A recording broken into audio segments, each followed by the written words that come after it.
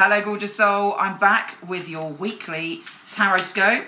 This one is for the week starting the 17th of February.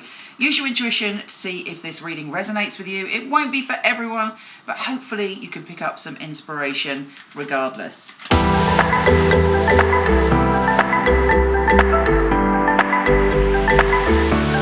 Hello, Virgo. How are you doing? Oh, maybe a little bit tough for you at the moment emotionally, or even in your mind you might be not thinking straight, and that's because Mercury, your ruler, is retrograde.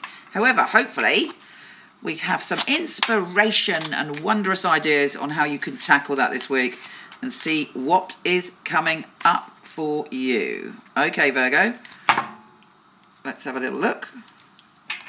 Ooh.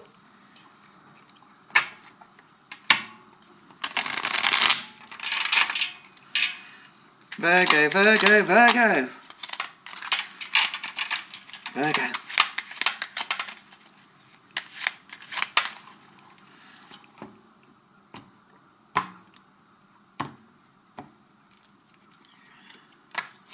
Yay! You got some great friends around you. In fact, some of your friends might be making a suggestion.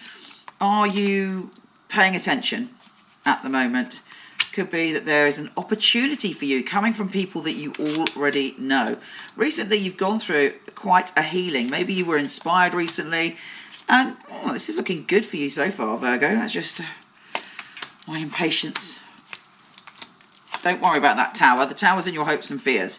So, you know, what is it that you're fearing? Are you fearing upheaval because things are going a little bit better for you? Are you fearing making the changes that you need? Don't fear. And certainly I would assume you're not hoping for the tower.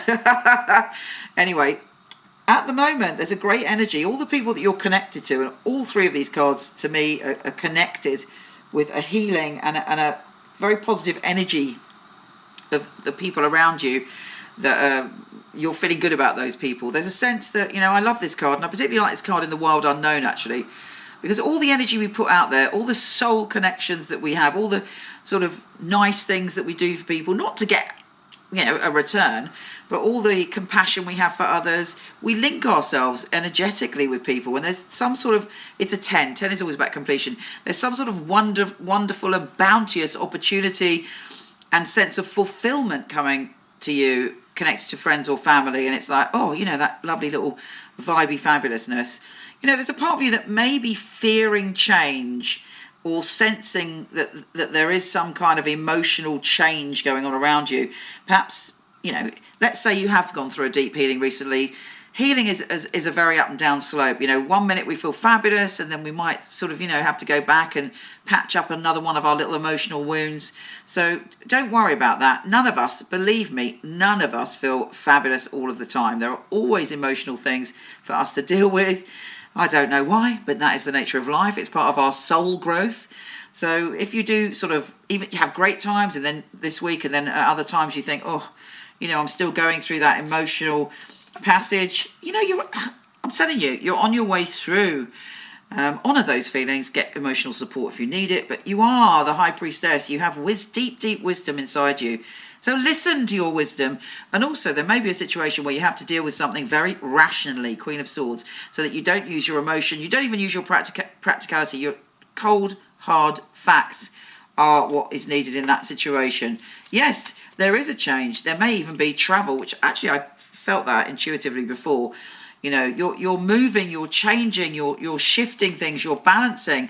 And if there's been someone around you that hurt you, I do believe that this is not the present. I believe that's the past. And if that person is still in your life, then you're going to have the final, they're going to piss you off finally, so you will let go. But it's like, this is the kind of lying card, and this is grieving. So maybe somebody didn't tell you the truth in a situation. Well, do you know what? Possibly you weren't honest.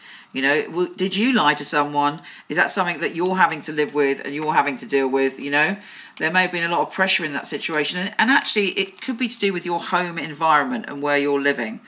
But fundamentally, you've got the Ace of Wands here. And you've also got the Passion card here. Yes, let me see what's going on there. Hold on.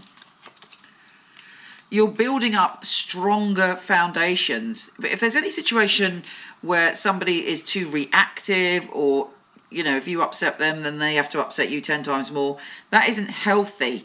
So allow yourself to know that there is love and passion and achievement, and your vital life force is coming back. You don't need to be in any situations, even if, let's say it's an ex, and you still talk to that ex and they still dig at you. Don't, you know, just let go. Allow yourself to move forward into your healing, into the positive connections, and into what you want to do. Take care, gorgeous, and I'll speak to you soon. If you want to check out your written monthly, weekly, yearly astrology, pop over to my website, michelleknight.com. I'm not doing readings at the moment, but I do have a company of some of the best psychics and astrologers in the world.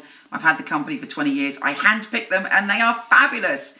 So I'm going to start to show you, starting now, their little videos on here. Hello, I'm Maya. I am a psychic intuitive. My vocation, I believe, is to work with spirit in order to hopefully help heal. The reading can be about romance, can be about career change, direction. It's very important for me that the client feels spirit with them and give some validations. So it was a psychic reading, not just a counselling session. What is great is when they come back again and say, oh, Maya, you were right about that. You hit the nail on the head. How did you know that? But I always remind them, it's not me, it's spirit. I'm merely a conduit for spirit. Like a little kind of dial on the old radios that I've been given a gift to be able to tune into the frequency. The messages come from spirit. I like to class a reading as an oasis for the soul, time out where we can really spoil ourselves.